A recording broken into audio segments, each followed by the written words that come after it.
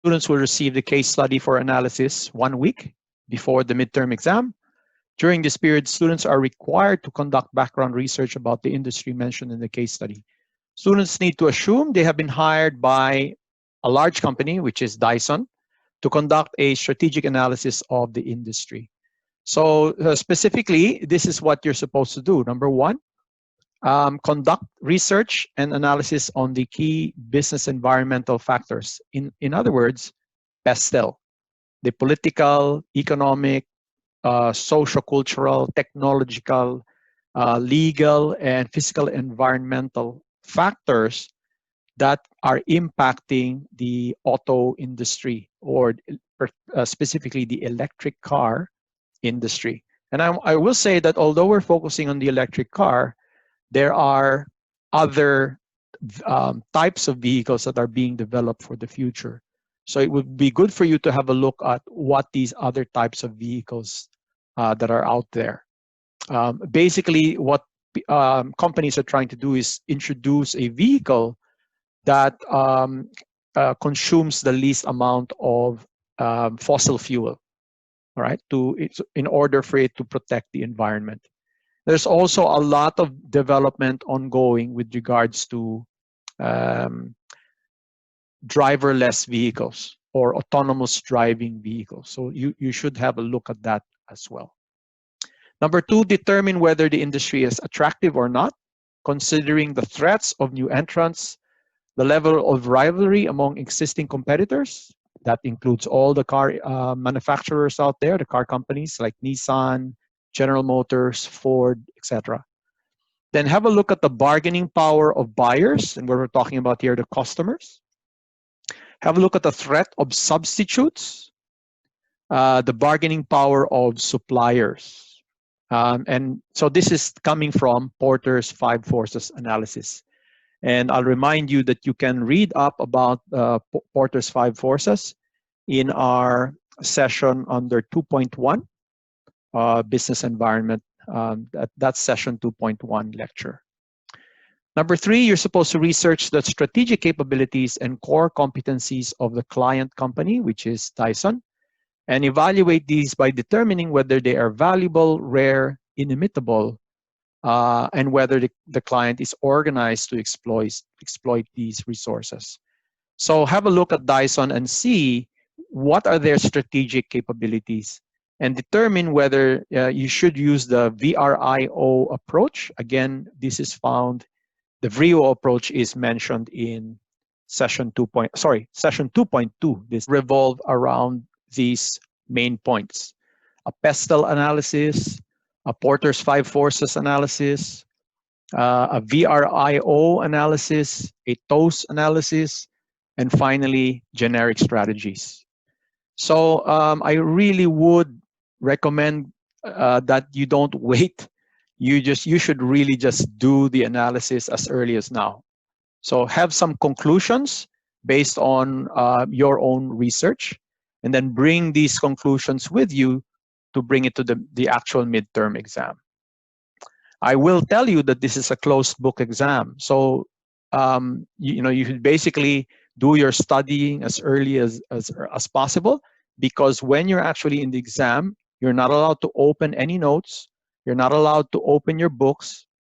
You're not allowed to use Google while you are doing the exam, nor are you allowed to copy from other sources and paste it into your exam. Okay, and I will tell you that I have caught a lot of students doing this, and the reason why I'm able to catch them is because I'm using Turnitin. When you finish your exam, you will upload your exam into Turnitin, and Turnitin can detect whether you have copied and pasted anything from any notes or from anything from the internet. So really, you should be writing in your own words, and preparing yourself beforehand, knowing that you have to write more than 1,000 words in 90 minutes. And that's a lot if you think about it. You have to be able to write quickly, all within 90 minutes. Actually, you're not just writing it, you're typing it in. Some people type faster than they write, but some people write faster than they type. So I would suggest you practice typing as early as now. You will be downloading the question file, and I'll show the question file to you. So in your assessments, again, you will find the midterm is already there.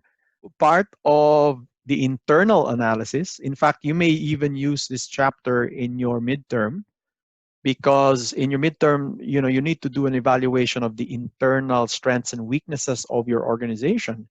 And probably one of the biggest factors in determining whether there is a weakness or a strength is the culture, the organizational culture of the company. What do you mean by that?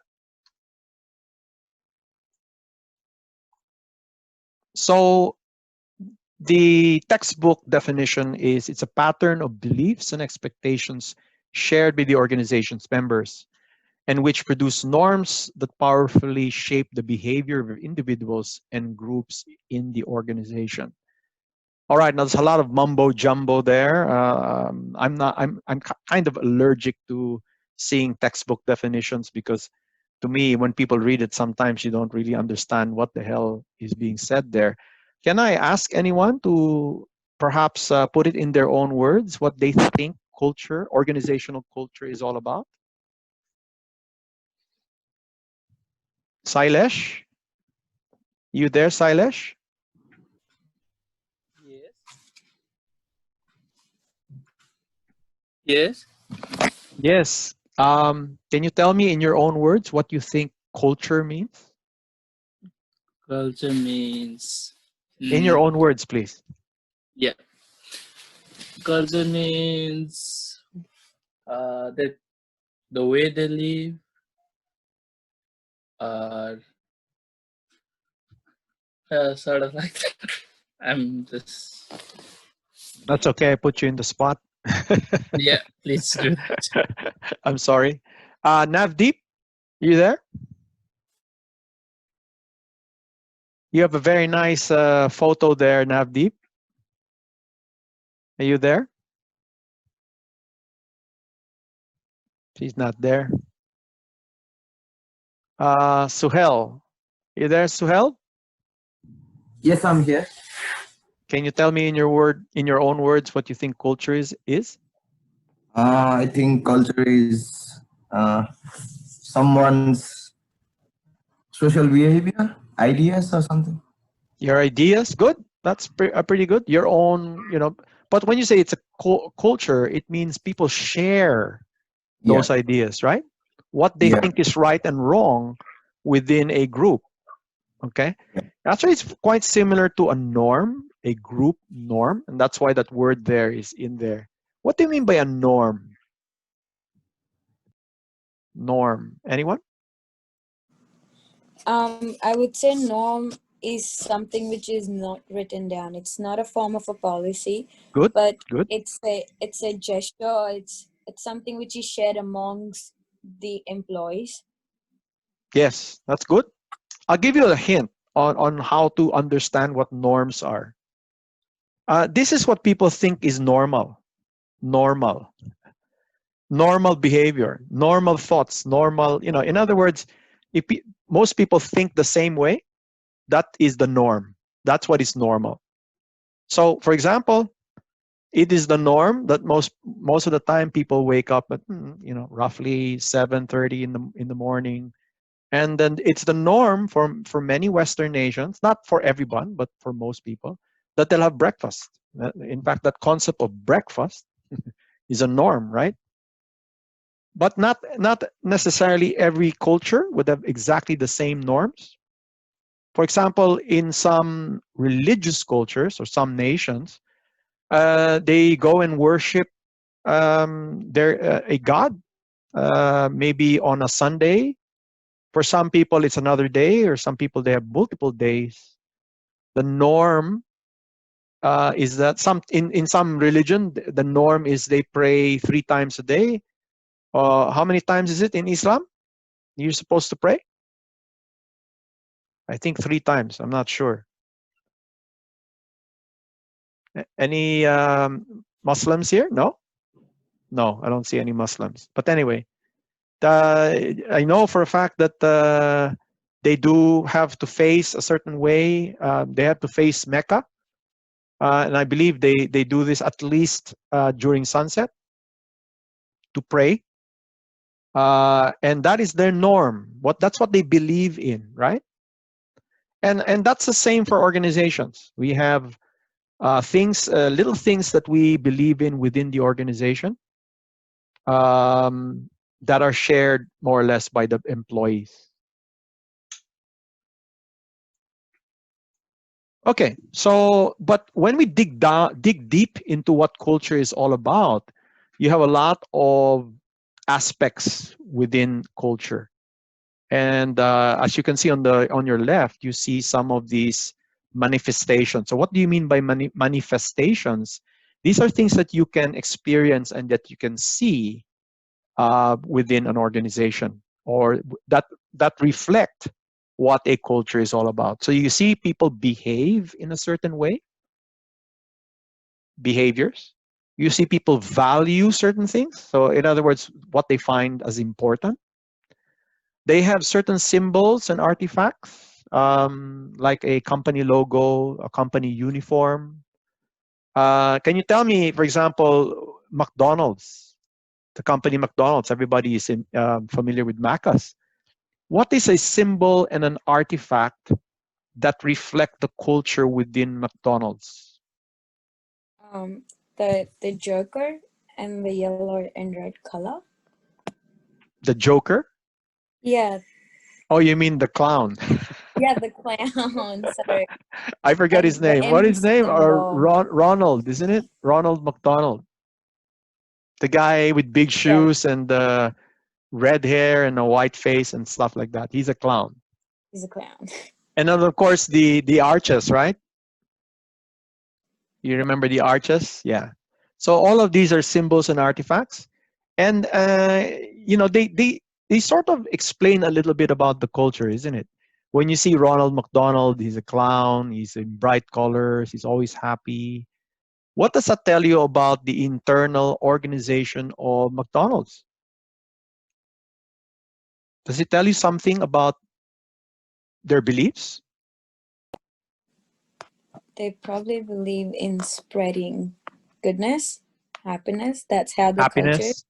They even Yeah, call that's, it the happy meal, isn't it? yeah, For yeah. kids, the happy meal. Yeah, very good. So it does say something. To me, it tells you that they're after kids. Of course, the kids would love to see a clown, right? So anyway, these are the manifestations, things that you can see. But there are also things within a culture that you cannot see. And you can see them here in the bottom, the underlying assumptions, the leadership style, the communications, the politics, the personal power, the ownership and structure, the stories that people tell within the organization, the history of the organization, and the way people think about or talk about the history. So they say culture is like an iceberg. That's why I put an iceberg picture there. So culture is composed of things that you can see, the manifestations. That is what you can see. But the larger part is underwater. These are things that you can't see. And this reflect really the underlying, what they call the underlying assumptions and the values. Okay, you can't really see those.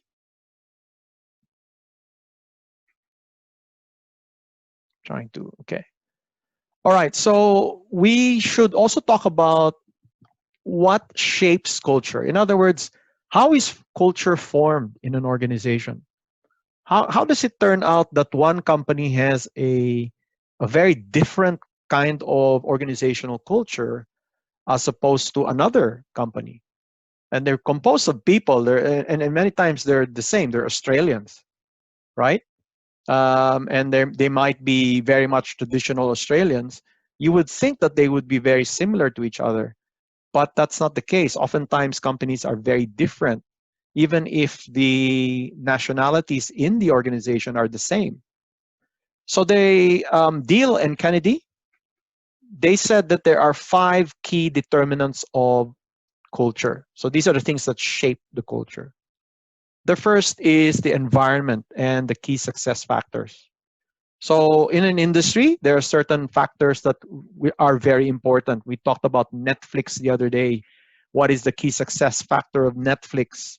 Not just Netflix, but the entire streaming movie and content streaming industry, entertainment industry. Key success factor is the availability of uh, quality content that people are running after. The second very um, important key success factor will be the technology. So if your technology is very good, downstreaming or streaming video, then obviously people will go and choose you because your streaming is very quick and there's no problem with your technology. By the way, I don't know if if you're a subscriber to Netflix. Does anybody subscribe to Netflix here? Yeah. Okay. Anybody else? Yeah. Okay. So one thing with Netflix that I've noticed is if you're binge watching, so if you like to watch a series, like 5, 10 episodes at one point, I like their style because when you're watching it, as soon as you finish one episode, they immediately it immediately shows you, okay, the next episode, just click here and you go to the next episode. But if you're watching it in another streaming service, oftentimes they don't have that. Like SBS doesn't have that. SBS has a streaming service, by the way. It's free. You can download things there. But the not so nice thing about it is, to go from one episode to another, you need to sort of find the next episode. And sometimes you make a mistake and you click on the wrong episode. Things like that are happening. But Netflix is very good. The technology, the way they've designed it, is that it's flawless. You can just keep watching it and you don't have to look for the next episode. Anyway, so that's what we mean by key success factors. And these are the things that shape the organization. So obviously, if you're an Apple type of company, which depends a lot on technology, your environment will be shaped by that. People, of course, in that environment will be very techy. They would love to use computers a lot, and they're very good with technology because that's part of their culture. Next is values. So values would be what people believe in, what they find as important. And by the way, it has something to do with the reward system, because what happens is if the company rewards certain behavior, then it becomes part of the culture. People start to learn that if they behave in a certain way, they get rewarded for it. Okay, so that's a really important part about how a culture is shaped. So, if you behave in a certain way and your boss says, oh, that's really good work, then you say, I'm learning that, if I behave the way my boss wants me to behave, then I'll make it good in this company and I'll be accepted in the culture.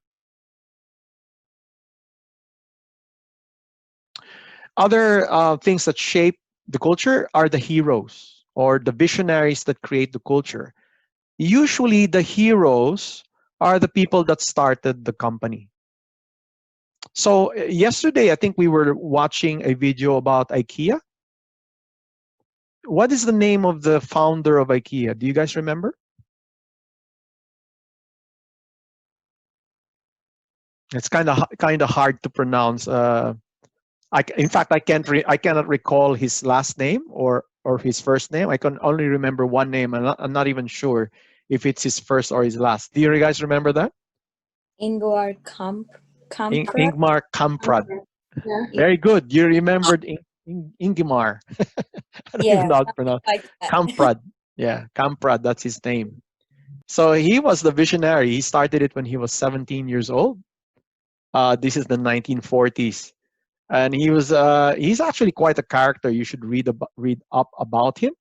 But he's basically, his values, what he believed in, became the values of IKEA. Okay, So they basically followed him because he founded it. He was a successful person. Obviously, you will want to follow people who are successful, right? They become your hero or your idol. Can you think of a famous person that you admire outside of your family? I know most of you would probably say your mother or your father. Outside of your family, is there somebody that you know who is your hero, and he basically has shaped your personality and your behavior? I think the founder of KFC, because the fact that, The Colonel. yeah, well, he did something right out of fried chicken. Oh So yeah, that, absolutely, yeah. Very good. No, that's so really good. Colonel Sanders, he does have a history, and that's basically they will tell stories about Colonel Sanders and how he went around the town trying to sell his fried chicken, so people would buy his fried chicken or invest in his concept. And it took him years before he finally got that going. So yeah, that's a very good example. By the way,